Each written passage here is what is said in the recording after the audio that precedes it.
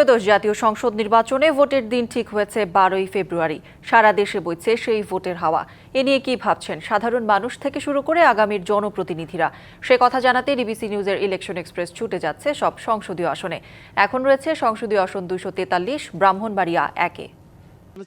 DBC election এক্সপ্রেসে আমার সঙ্গে এই মুহূর্তে যুক্ত আছেন এই ব্রাহ্মণবাড়িয়া 1 আসনে সাধারণ ভোটাররা। তারা আসলে কি প্রত্যাশা করছেন, তাদের প্রিয় অভিভাবক যিনি হন না কেন তার কাছ থেকে আসলে তাদের প্রত্যাশা আকাঙ্ক্ষাকেই সেই সব বিষয় জানবো।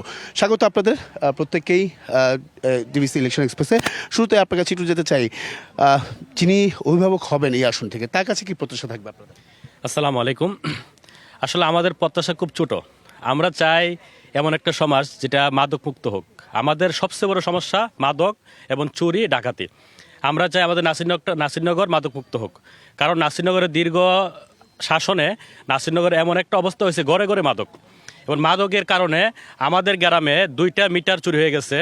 আমাদের যে তেলের কুয়া থাকে খাম্বাতে, এটা 2টা চুরি হয়ে গেছে। এবং এমন এমন ফ্যামিলিতে চুরি হয়েছে যারা একদম অসহায়। এগুলো হয় মাদক অপরাধ কর্মকাণ্ড, একমাত্র মাদক দায়। আমি চাই নাসিরনগর মাদক মুক্ত হোক।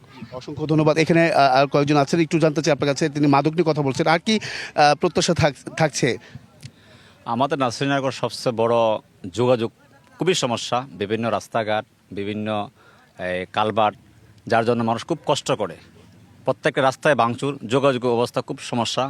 চিকিৎসা অবস্থা, আমাদের যে 50 যে বিশিষ্ট যে হাসপাতাল আছে সেখানে চিকিৎসার অভাবে অনেকেই বিভিন্ন জায়গায় তার চিকিৎসা নিতে হয়, ওইটাও প্রয়োজন।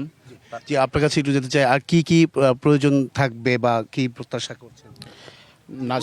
নাসিরনগর আমরা এমন একজন অভিভাবক চাই যিনি নাসিরনগরের সার্বিক উন্নয়নের জন্য চেষ্টা করবেন এবং যোগাযোগ ব্যবস্থা উন্নত করবেন। আর বিশেষ করে নাসিরনগরকে বিভিন্ন ধরনের ঘুষ বাণিজ্য এবং ছাদাবাজ এবং সন্ত্রাসমুক্ত এবং দুর্নীতিমুক্ত নাসিরনগর উপহার দিবেন। আমরা ওই ধরনের একজন অভিভাবক আমরা চাচ্ছি। অসংখ্য ধন্যবাদ। এখানে একজন আছেন, একটু যেতে চাই। তারা তো অনেক কথাগুলোই বললেন, আপনার কাছে কি মনে হয়, কি প্রত্যাশা থাকবে?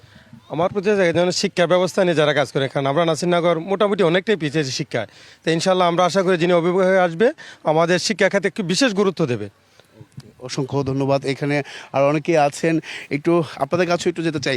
উনি অনেকেই অনেক কথা বলছেন, আপনার কাছে কি মনে হয়, কি ধরনের প্রত্যাশা থাকে?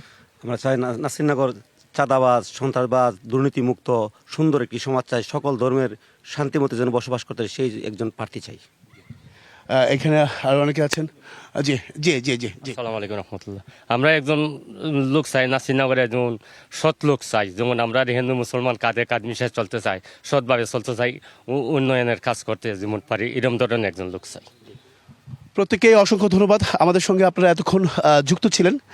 আর পরবর্তী সংবাদ দুপুর 2টায় থাকছে ভিন্ন কোনো রাজনৈতিক দলের মনোনয়ন প্রার্থীরা কি ভাবছেন আগামী নির্বাচনকে কেন্দ্র করে সেসব বিষয়। সঙ্গে থাকুন CSRM ডিবিসি ইলেকশন এক্সপ্রেসে।